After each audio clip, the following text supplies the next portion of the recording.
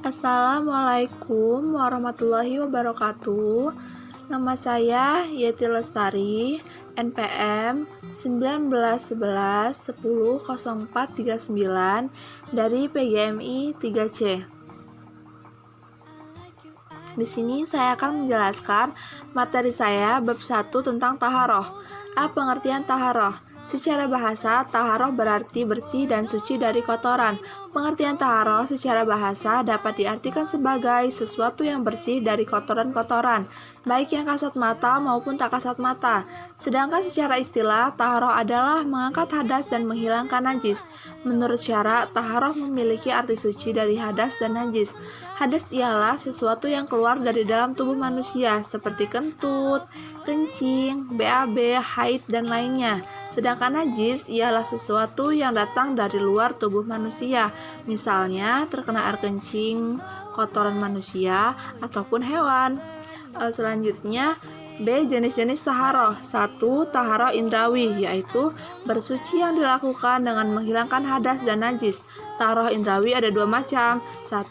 Taharoh hukmiyah, yaitu bersuci dari hadas.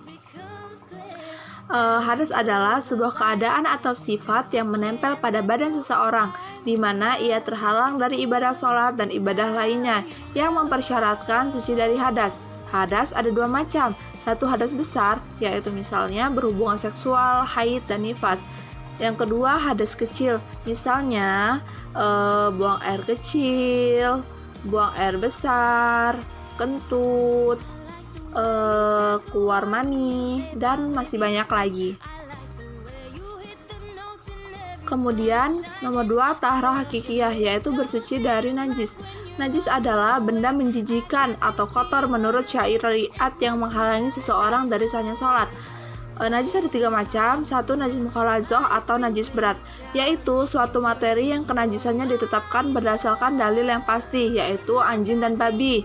Cara membersihkannya yaitu dengan menghilangkan barang najisnya terlebih dahulu, lalu mencucinya dengan air bersih sebanyak 7 kali, dan salah satunya dengan tanah atau debu.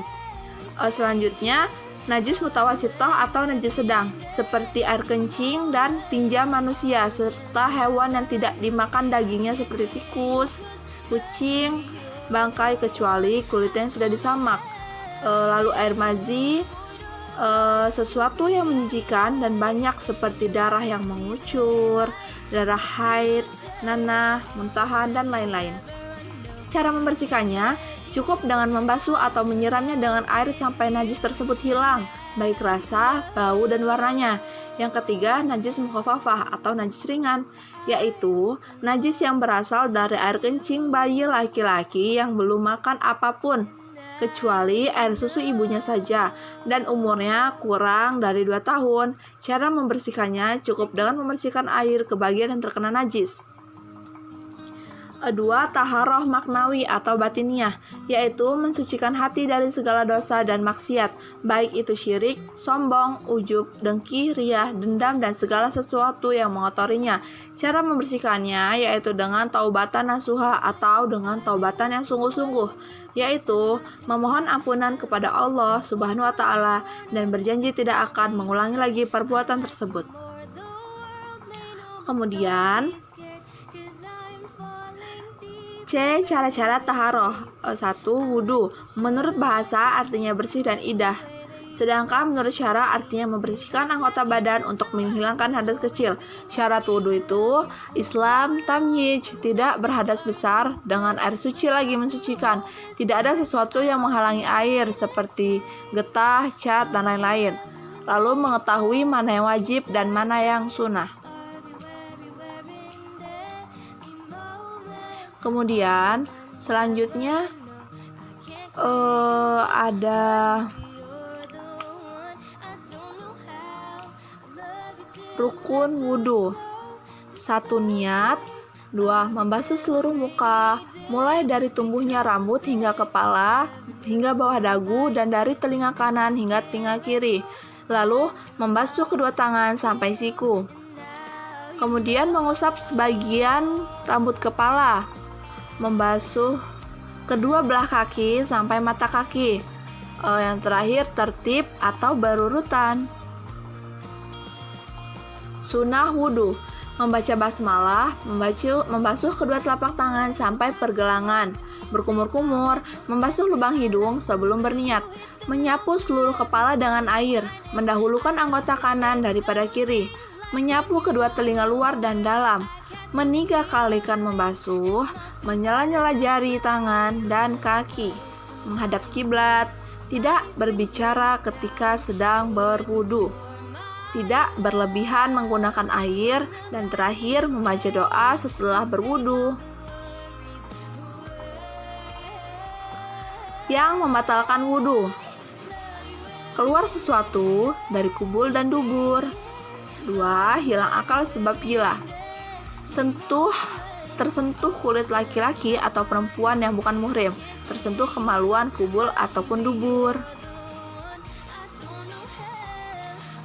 Mandi: sebab-sebab mandi wajib adalah junub, mati dan bukan mati syahid, lalu karena selesai nifas, karena selesai wiladah, dan karena telah selesai menstruasi atau haid.